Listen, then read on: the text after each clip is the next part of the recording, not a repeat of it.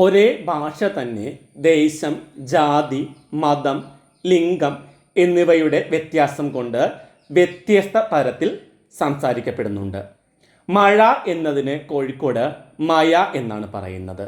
കപ്പ എന്നതിന് തൃശ്ശൂർ കൊള്ളി, മറ്റ് ജില്ലകളിൽ മരച്ചീനി, പൂള, ചീനി എന്നൊക്കെയാണ് പറയുന്നത്. പദതലത്തിലും അതുപോലെ തന്നെ അർത്ഥതലത്തിലും ഉച്ചാരണ തലത്തിലും സംഭവിക്കുന്ന മാറ്റങ്ങൾ ക്രമാതീതമായി വർദ്ധിക്കുന്നതോടെ ഭാഷണത്തിൻ്റെ ശൈലി തന്നെ മാറിപ്പോകും. ഇങ്ങനെ ഭാഷയ്ക്കുള്ളിലൊരു ഭാഷ നിർമ്മിക്കപ്പെടുന്നു.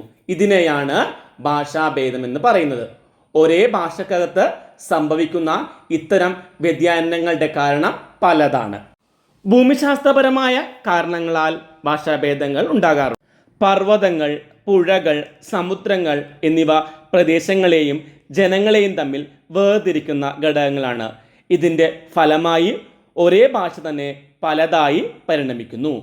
മൂലദ്രാവിഡം എന്ന പൊതുഭാഷ തമിഴും മലയാളവും തെലുങ്കും കന്നഡവുമായി പരിണമിച്ചതും ലക്ഷദ്വീപിലെ ഭാഷ പ്രത്യേക മലയാളമായി മാറിയതുമെല്ലാം ഭൂമിശാസ്ത്രപരമായ കാരണങ്ങളാലാണ്. വിദ്യാഭ്യാസവും പ്രായഭേദവും ഭാഷാഭേദത്തിന് കാരണമാകുന്നുണ്ട്. വിദ്യാഭ്യാസമില്ലാത്തവരുടെയും ഉള്ളവരുടെയും ഭാഷകൾ തമ്മിൽ പ്രകടമായ വ്യത്യാസമുണ്ട്. ഭാഷാഭേദങ്ങൾ രൂപം കൊള്ളുന്നതിന് ബാഹ്യവും ആഭ്യന്തരവുമായ കാരണങ്ങളുണ്ട്. വർണ്ണവികാരം. ഒരേ പദം തന്നെ ചില ദേശങ്ങളിലും ചില വർഗക്കാരിലും ഉച്ചാരണ ഭേദത്തോടെ ഉപയോഗിക്കുന്നതായി കാണാം. അവൻ, അവൾ എന്നീ പദങ്ങൾ ഓൻ, ഓൾ എന്നിങ്ങനെയും സ്കൂള് എന്ന പദം ഉസ്കൂൾ എന്നും രൂപാന്തരപ്പെടുന്നുണ്ട്. ഉടപ്പിറന്നവൾ, കൂടെ പിറന്നവൾ, ഓപ്പോൾ എന്നിങ്ങനെയായി മാറുന്നു. ജ്യേഷ്ഠൻ ഏട്ടനും ചേട്ടനുമാകുന്നു. ഇതെല്ലാം ഉച്ചാരണ ഭേദത്താലാണ്.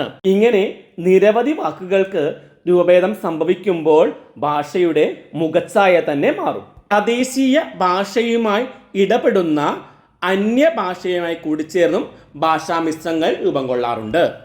കേരളത്തിൽ കച്ചവടത്തിനായി വന്ന അറബികളുമായുള്ള ബന്ധമാണ് സാഹിത്യത്തിലുൾപ്പെടെ സ്വാധീനം ചെലുത്തിയ അറബി ഭാഷ. അതുപോലെ ബുദ്ധമത പ്രചരണത്തിനായി ശ്രീലങ്കയിൽ എത്തിയവർ നാട്ടുകാരുമായി ബന്ധപ്പെട്ടതിൻ്റെ ഫലമായി രൂപം കൊണ്ടതാണ് സിംഹള ഭാഷ. ഇതൊരു ഉപഭാഷയാണ്. പിന്നീട് സിംഹള ഭാഷ ശ്രീലങ്കയുടെ ദേശഭാഷയായി മാറി.